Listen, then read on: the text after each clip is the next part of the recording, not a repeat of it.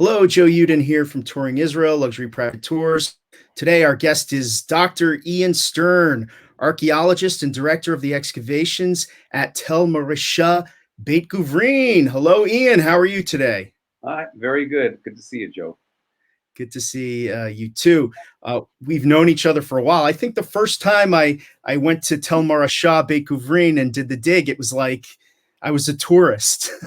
So we're talking like 1990. I don't think you were there yet, but maybe you were. I was. I You was there were? over 30 years. Yeah. Wow. And then in the year 2000, when I started doing my own tours, I started bringing tourists there, and we try to make every single tourist do this dig for the day by Archeological Seminars, and where the tourists actually get down into the caves on their hands and knees and dig in an active archaeological dig and find all kinds of artifacts. Why don't you tell us a little bit about that before we get deep into the dig site?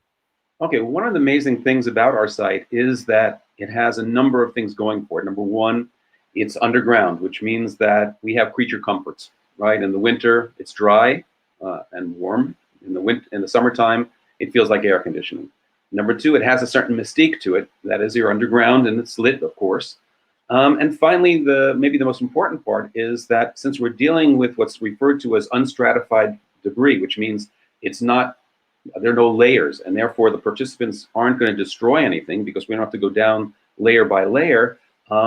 They're finding things almost all the time, and everything dates from a period of time that people can relate to, meaning more or less, let us say, the time of Judah Maccabee, the time of the first Hanukkah. So these are, I think, the attractions of the site. And everything I'm going to be presenting in the next few minutes are things that were found by participants in the program. We do not excavate if we don't have the participants. Right now, during the last, let's say, few months when we've been all locked down, there's been no excavation going on. When we hopefully go back, then the work will again be done by the participants in the Dig for a Day program. And our job as archaeologists is to really work with them and to analyze the material and, of course, eventually publish it. And of course, this layer that you're talking about, it's only one layer where you're digging. The Maccabean period, the Hasmonean period is also the classical Greek period, which makes it super interesting, correct? Oh, yes. In fact, we probably have the richest Hellenistic or Greek period site in the country. I mean, really, we're fortunate to have that. We have what's referred to in many cases as an embarrassment of riches. Right. It really is. I mean, whenever I go there, just when you're driving through the national park and you get to the Tell, I'm sure you're going to talk a little bit about this later and how it goes back to the Israelite period, the biblical period, and then you drive and you see a church. I think it's a Crusader church ruins off into the distance, and then you get to the actual site, which is Hellenistic. It's just a really fascinating spot. So here we can see where Maresha actually is. Why don't you tell us a little bit about the strategic significance of Maresha? Okay, so if you look on the screen, you can see that we are located not that far from the coast, basically not far from the ancient port and modern city of Ashkelon, and not that far from Jerusalem. We were on a trade route. It's a city that's mentioned 4 times in the biblical text. For our purposes, the most important time, let us say, in the time of King Solomon's son, Rehoboam, who fortifies the city. And basically, he's trying to protect the city from, let us say, enemies that may be coming from the west, let's say from the coast. What will eventually happen, of course, is the Babylonians are going to conquer this area along with, let's say, the whole country. The Jewish people go off into exile, and that will create a political vacuum. That vacuum will be filled by different peoples coming in. Primarily Idumeans, people from formerly what was referred to as Edom, which was on the, let us say, the eastern side of the Arava Valley and Dead Sea, and they become the dominant group in the area. There are other groups with them as well. This is really a cosmopolitan city. You have Arab tribes, you have some Jews who remained there, you have the Idumeans, Phoenicians, all sorts of folks. And initially, if we look at the lower slide there, you see that there's a tell. The tell is this like layer cake of history, that hill in the middle, and that area there was the original First Temple period city. In the Hellenistic period, more or less demographics dictate that basically the tell can no longer handle the whole population. And so the city expands off of the tell, and you have what we might call Greater Maresha, or you might call the lower city of Maresha there.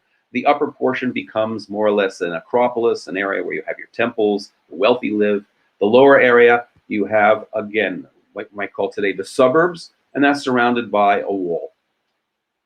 We can go to the next slide. We'll get a sense of, let's say, what's going on here. So now you can really...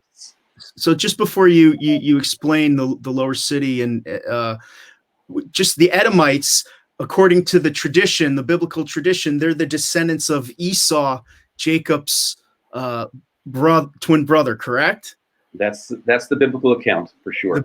I know some archaeologists don't like to get into the biblical narrative, but for some of our tourists, when we're talking about the Bible, it's interesting to point out that this city that you're talking about now, that was Edomian or Edomite, built after the destruction of the first temple, are considered enemies of the Jewish people in the biblical account. Right. It's interesting because the biblical account does have this one perception of them because of some of the prophets who refer to them as participating in the destruction of the first temple. I would say archaeological remains suggest something else. They suggest that there was an incredible kinship between the Jewish people and the Idumeans. We have many shared traditions, so many shared traditions that, in fact, there are people who will say that what you referred to a second ago of, let's say, the connection to Esau is part of our version of their ethnogenesis, of their creation. And I believe that actually Idumeans will adopt that storyline themselves, but that'll only happen by the end of the 2nd century, and I'll maybe get into that as we proceed. There's no doubt, though, that the shared customs or cultic, let's say, behavior of both the Jews and Idumeans are very, very similar. Okay, and that may lead one to think, well, you know what? Maybe we have this kind of connection of, let's say, Esau and Jacob. Okay, interesting. Now, what we have here, of course, is a view of the city. The upper city you can see is circled in red there. That's the area in the line, and that was excavated basically at the end of the 19th century, between 1898 and 1902, by Bliss and McAllister, 2 British archaeologists. They also discovered a number of subterranean complexes around, and that's what you see all around it. Some of them have numbers on them. Since their survey, we've, let's say, expanded on the number of subterranean complexes. And what we're going to focus on today will be primarily the area circled in blue over there, and that is the complex called Subterranean Complex 169. But I don't want to say anything about that until I also mention its proximity to number 57, which is something we found something very important there. And its, let's say, proximity to Area 800, which was a temple or a shrine in the Hellenistic period as well. So this is just to kind of give you some background before we actually get into the finds that we discovered in 169. And when I say we found, again, I want to emphasize that all of these finds were discovered by people participating in the Dig for a Day program. Wow. And I just want to point out that it's not every day where a tourist can come and dig in such a treasure, an archaeological treasure that's also a UNESCO World Heritage Site, correct? That's it, exactly. We received that status a number of years ago, and that is because of the uniqueness of the site. And what's beautiful about it is, of course, that it's preserving the integrity of the site. The fact that we have that status within the national park is very significant. Okay. You want the next slide? Okay. Okay, so here are some, just to start off with, some of the cultic finds that we discovered in the subterranean complex. What you'll be seeing, all of these are 7 different altars, incense altars that we used in the Hellenistic period and earlier. What's very nice about them, these are very tiny. These altars are small, they're portable. What you can see is you don't have overt images. You have a face there, but it's what we call semi-aniconic. You have different letters on them. And in one, okay, the large one presented on the left, you see Theodosius dedicated to Artemis, the goddess, okay, in payment of a vow.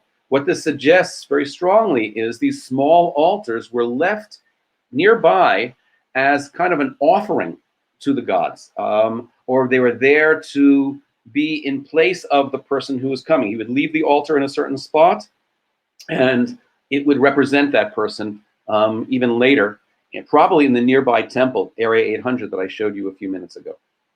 So the Idumeans, obviously, although they may have been a kinship between the Idumeans and the Jews, they were not monotheists. We're talking about a pagan theology, correct? Polytheism? They were polytheistic. That's our assumption. Their head god was a god referred to as Kos. Kos, however, is a god who is not so different than the Judaic god of what we refer to in English as Yahweh, or Hashem, in the sense that they both come from a desert. They both come from the same area in the desert, if we look at it biblically. And so there is a kinship there as well. And some people say there's even overlap there. But without a doubt, we find not only altars like this, we also find figurines that are clearly figurines of different gods or goddesses, which means that, again, they did worship other gods. Although, keep in mind, as I said before, this is a cosmopolitan city. And so not everyone within the city was an Idumean. You had Phoenicians there, you had Arabs there, etc. And so therefore, these cultural norms overlap, and sometimes you also have differences. Okay, I'm not sure if I'll be able to show you here, but for example, the bones. Okay, we looked at all of the animal bones discovered in this complex, and not only in this complex, but throughout Maresha, and only 4% of the bones are pig bones. Now, one could say, well, first of all, 4%. So some people were eating pig, but this is clearly a sign of what's referred to as pig avoidance. Now, having said that, Jews were not the only ones who were involved in pig avoidance. Nomadic peoples in general did not raise pigs, because you can't raise pigs in a desert. It doesn't really make sense. You can't, it's like kind of herding cats. It just doesn't work. Having said that, the avoidance of pigs is shared by Jews, Idumeans, Arabs as well. But it's also a connection, as I said before. We can't ignore the fact that it's also a similarity between Judaic behavior and Idumean behavior. It's one of the many, and I'll get into that a little bit more. So again, here you're seeing a number of altars. These are a few examples of over 81 altars that we found in this complex. So we're talking about quite a few. And let's look at some other things, and we'll see some more similarities. Here we have another cultic find that is very unique to Maresha. I would say unique to the Idumeans. And these are what's referred to as Kernos lamps. Most Kernos lamps that existed before this are with figures of animals or people. Here, they're only lamps without any type of, let us say, anthropomorphic representation. And these things like this have been discovered, but I can say usually within the cultic context. In near Athens, a place called Eleusis, there were these Eleusinian mysteries where people went into underground caverns and participated in some sort of mystery cult. We don't know much about this cult, because anyone who participated was sworn to secrecy, but very famous people in the Greek world participated there. It was very much connected to how one dealt with afterlife. But the fact that we have a majority of our lamps coming out of 169 being aniconic is significant. Now, to get a sense of these, let's look at the next slide, and you get a feel for how we deal with them. So right now, you're seeing in our workshop, in the Israel Antiquities Authority, next to our office there, you have the person who is really dealing with these more specifically, Einat Ambar, who did a doctorate on these lamps, basically showing us that these lamps were carried, at least the smaller ones, on one's head, if you can see that, in a procession. And this is based on certain, I would say, tablets that we've seen, actually drawings of people doing this in Athens or in Eleusis. But again, first of all, you get a sense of a quantity of material. If you're looking right here at the slide, you get a sense of the enormous amount of material that was coming out of this particular cave. And everything was found by tourists? All of this was found by tourists. We don't dig unless we have groups there. It's amazing. Yeah, no, it's, I think, impressive.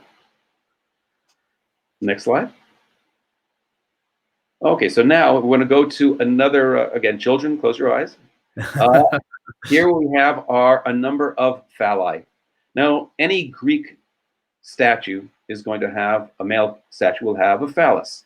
What is Mhm. unique about this is, first of all, we have over 20 of them that we discovered in 169. But secondly, what is really interesting here is all of these are circumcised. Mhm. Now, when Josephus, the historian, talks about the conquest of Maresha, he talks about how the Hasmonean king, John Hyrcanus, conquers the area and gives the local Idumean a choice. The population is given the option of converting to Judaism and accepting circumcision, or leaving or dying. What we have here, in my opinion, is proof that the Idumeans, not surprising, because again, I said they shared certain, let us say, behavioral, characteristics with the Jews, also practiced circumcision. We also have reference to this in Jeremiah 9, that they were amongst a number of Semitic peoples that practiced circumcision. So here we have, number one, a similarity to Jewish behavior. But secondly, we also have this issue of, were the Idumeans actually forcibly converted to Judaism, or was it a voluntary conversion? And again, we can get to that a little bit later as well. But here you see some clear examples of some of them. It's very clear they were circumcised. Most of them coming from 169, as I said, but we also have them in other cave complexes as well. So you mentioned John Hyrcanus and how Josephus says that he forced, after the Maccabean revolt against the Greeks, and that's basically the Hanukkah rebellion, and the Jews take over most of Judea, and John Hyrcanus comes to Maresha and tells the people, you got to circumcise or leave. John Hyrcanus, before that, was held up, we know, in the Talmud by the rabbis as being the prime example of a great a Jewish leader. And after he does this thing, the Pharisees, the rabbis, reject him, and he becomes kind of an apostate, and he joins the Sadducees, the priestly class, which will eventually become King Herod's allies. Does this story, do you find any evidence of this in your archaeological dig? Well, I mean, I think that the sources do show that Hyrcanus was a rather cruel ruler, certainly at a certain point. Although, again, I should add that in Maresha, we do not have a destruction level. In other words, his conquest was, let's say, followed by an abandonment of the city, not necessarily destruction of the city. So that in and of itself says something. The Idumeans do become part of the Jewish nation. They will accept, at least a portion of the Idumeans will probably leave. They become part of what we might call the Idumean diaspora in Egypt. Part of the group will move to the coast and probably blend in with other pagan populations. But the rest of them will actually become part of the Jewish people and adopt, but maintain at the same time an ethnic identity. So they'll be referred to as Idumean Jews. Hyrcanus himself, again, I think the sources are pretty clear in the sense that he was rather cruel at a certain point, alienating a lot of the population. The forced conversion, again, as I don't think it was a forced conversion, because I think that we'll see the Idumeans were practicing all sorts of things that Jews were doing. I think the difference will be post-conquest by John Hyrcanus. What will change will be not necessarily what they were doing, but the symbolism or how they interpreted what they were doing. In other words, circumcision is, Jewishly speaking, a covenantal relationship between the Jewish people and God. What the function of, or the purpose, or the symbol of circumcision was for the Idumeans, we don't know. We don't have a Josephus of the Idumeans per se. So I can't say why they circumcised. I cannot say why they avoided eating pork or doing other things that are similar to Jews. All I can say is the change from pre-conquest and post-conquest in terms of the behavior was minimal, but they will eventually accept the Jewish symbolism. And by the way, that goes along with what we were saying earlier, not only the Jewish symbolism, but at that point, they may also accept the Jewish version of their ethnogenesis. In other words, they may accept the fact that they are descendants of Esau at that point. Interesting. Right. So where do we go from here? Let's take a look. Okay, here are a few other things that are kind of interesting. First of all, we found what you see on the top left is, it looks like a typical bread stamp, something that you would, let's say, mark a piece of bread saying it's yours in one way or another, or leaving it as an offering, let us say, to a god. What we see here is a Ptolemaic eagle. We did what you can see here is we made a clay imprint. That's what's in the pink over there, to see what it would look like, what the imprint would look like. And then we have what's called an RTI, a reflectance transformation imaging, which allows us to get a better picture of it. So you have like lightning bolts at the bottom, which are pretty obvious, and that's more or less symbolic of the god Zeus, the Ptolemaic eagle there. But what is interesting about these different, let us say, stamps, I'm not going to, what looks like bread stamps, on closer examination, the great engraving is not deep enough to leave an impression on bread. In other words, if you stamp this on bread, once the bread rose, you would not see anything, or you see something very vague, which led me to look into other options. And in Athens, they had stamps like this, but they made the impressions on clay. But it wasn't clay that was then fired, it was unfired clay. And this is a very cheap offering that you could bring to a temple and leave it there as an offering to the god or gods. And if it was done on unfired clay, sometimes unfired clay which would be whitewashed, making it a little bit prettier, and this would be an offering that your average peasants could afford. It was a very cheap offering, but it would not last. And why do I say this? This is significant. We have a number of these stamps that we found in 169, but we haven't found any of the negatives. We haven't found any of the imprints, and that's probably because it either was on a perishable item. Now, again, it's not deep enough to be bread, because it could be bread, of course, or a cake, but more likely it was on some sort of unfired clay, at least in my opinion. So here we have one example of it, and I'm going to show you one other example because it's kind of interesting, and that'll be the next slide here.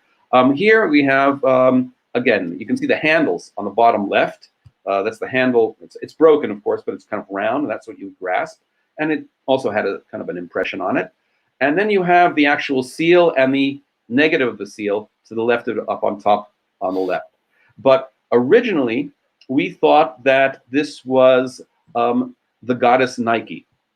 But upon closer examination, I didn't notice this, but someone else did. You can see the red arrow. The image cannot be a female Nike. It has a penis, and therefore this is probably Eros. Okay, but nevertheless, again, an image of a god, very shallow engraving. Okay, the intaglio is not very deep, and therefore, again, the same function probably for this bread stamp. But these are just two of a number that we found. Next slide. Oh, there is one more I should. Okay, nice. Here you see a nice cross section of the handle. That's on the bottom. Okay, you can see how it was held. And here you have something that's, I think, really lovely. You've got an altar, right? You can see the altar itself. You can see what looks like a horned animal. Possibly a cow or a bull, or it could be a deer, something that's being sacrificed. You can see a hand coming off from the left-hand side holding it, some sort of sacrificial scene, and you have some grapevines, let's say, surrounding it on top. You know, grapevines with some leaves and everything else. Again, a broken seal or a stamp. The significance, again, we're not 100% sure of, but again, in the same context as the two that I just showed you. Next slide, please. Now, along with everything else that we found, we have a tremendous amount of what's called ostrogals. Ostrogals are knuckle bones, and they were utilized in antiquity many times as dice, as gaming instruments, right? You've heard the terminology, roll those bones. Roll those bones, basically roll the dice. And what we can see here are many of them. Some of them have been drilled. Some of them are actually with numbers on them. You can see at the bottom with, look like dice, modern dice. The two second from the bottom on the right-hand side are throw sticks. But all of these would have been used in gaming. Now, gaming in antiquity had a number of functions, and we'll get into that in a couple of seconds. But just notice the percentage of ostrogals. In other words, these are primarily sheep bones outside of the two bottom right ones, which are from cow. And you'll expect to have a certain number of sheep bone, knuckle bones in any sacrifice. But the proportion here is way out of proportion to the number you'd expect to have just from normal, let's say, slaughtering of animals for food. Okay, and again, we'll get into that in the next couple of slides. Let's move on. Okay, first of all, well, I can go if you want. We can go here just to give you a sense, because this is important in terms of a guy named Alan Greaves who did a study on these astrogals. Says they can be connected to divination, divination by lots. The four sides have a name on them, and they can be interpreted in different ways. But the bottom line is that there are three criteria to suggest that, let's see, these astrogals were used for divination. One is the context. In other words, was there a lot of going on in a cultic sense? And we've seen that up till now, a lot of cultic items in this cave. Were they modified, okay, in any way? And that I'll show you in a second. And were there any inscriptions on them? And these astrogals had letters, numbers. Some of them were polished. And you have the name of the god Nike, okay, on a couple of them, Hera, Aphrodite, etc. 11 of them in 169 have different inscriptions on them, and we even have one in glass. But the glass ostrogal was made more or less in the image of the actual bone ostrogals. In other words, the prototype was the bone. Okay, and so we have here one in glass. In another cave, we have one made in metal, in lead. But again, the different names of gods is significant as well, because Nike is victory. Okay, so in a game, it means winner in a way. Okay, on top of everything else, aside from invoking the possible, let us say, assistance of one of the gods. Next one. Next.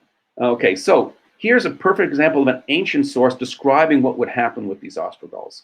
Right? Pausanias writes, when one descends from Borea towards the sea, there is the Barakos River, and not a large image of Hercules in a grotto. And he too is called Barakos, and he offers an oracle from a list and from ostrogals.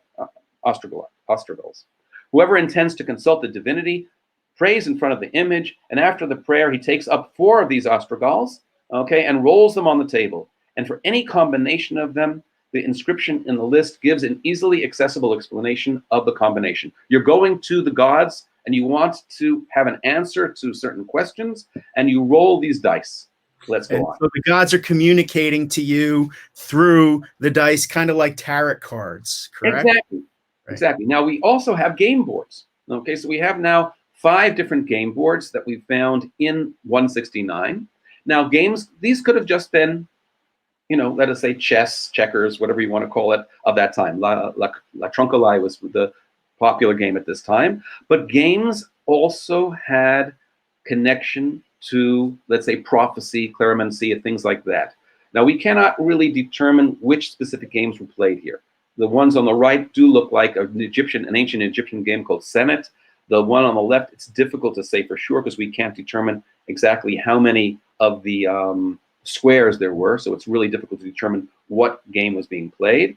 But games were used for determining the future as well. So again, it's impossible to say this was only used for some sort of, you know, divination. It could have also been used just by the people living there just to pass the time. But the two issues or the two uses are not mutually exclusive. In other words, they could have done both. Let's go to the next. In addition to everything else, you see these pessoi on the right, and these are game pieces, okay, also found there. So these game pieces could have been placed in the squares of those games. Once again, all of it feeds into each other. On a certain level, you might call this circular reasoning, but the bottom line is we certainly have all of the different pieces, cultic items, etc., to do this. But the thing that's going to really be the clincher is what's coming up. Next slide. And that is the texts. We have more writing. This is our gold at Maresha. We have more ostraca. That means pottery shards that have been inscribed writing. We have more than any other site in the country. Over 1,200 ostraca have been discovered at Maresha by, again, the people who participate in the program. What we're looking at here are Aramaic ostraca. We also have plenty of Greek ostraca. But what is interesting is, and this is again Professor S.D. Eschel, who's working on this, basically has shown us. You can see the blue circles. The blue circles is chen, okay, and this is a kind of a formula.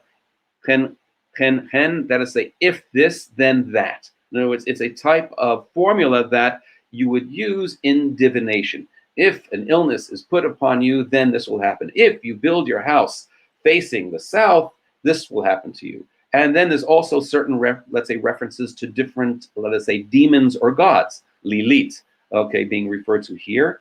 Lily.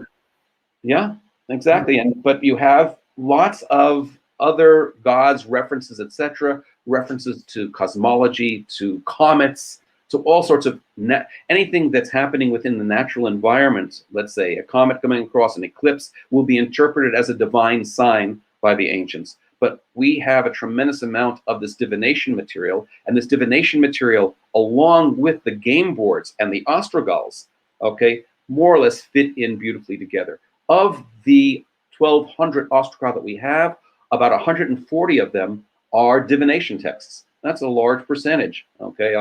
Of the 450 in Aramaic, 140 are divination. That's significant. Next slide. Okay, here's a few other, just some demons that are mentioned.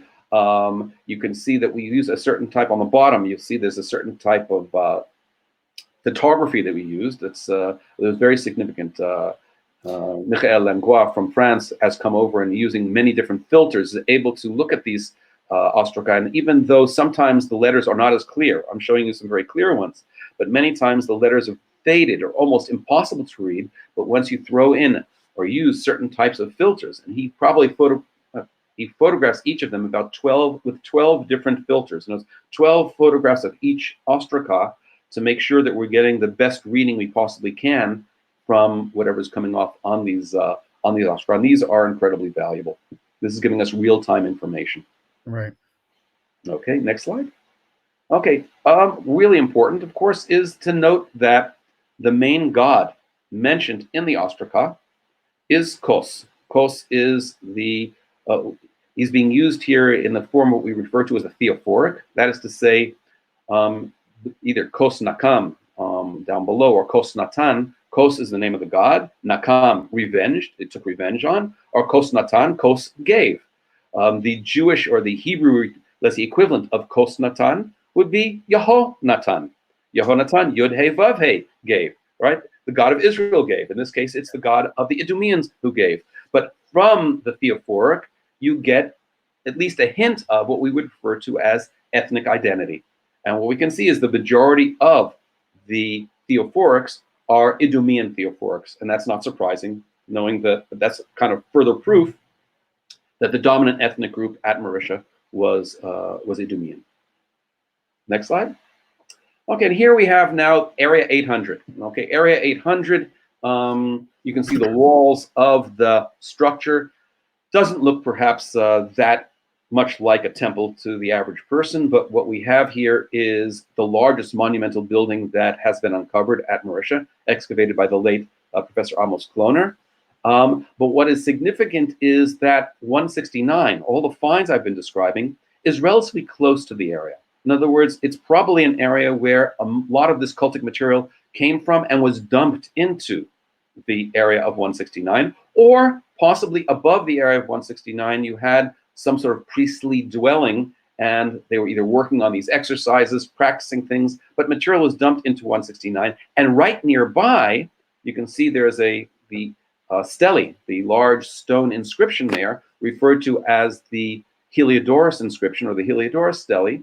And this is a stele that is one of the most significant finds that we came across. Once again, most of it discovered by people excavating with us. One portion, the upper portion, let's say, liberated by robbers who came there on their own, probably on a day, probably on a Shabbat when we weren't excavating. But what we have here is an inscription dated to the equivalent date of 178 BCE.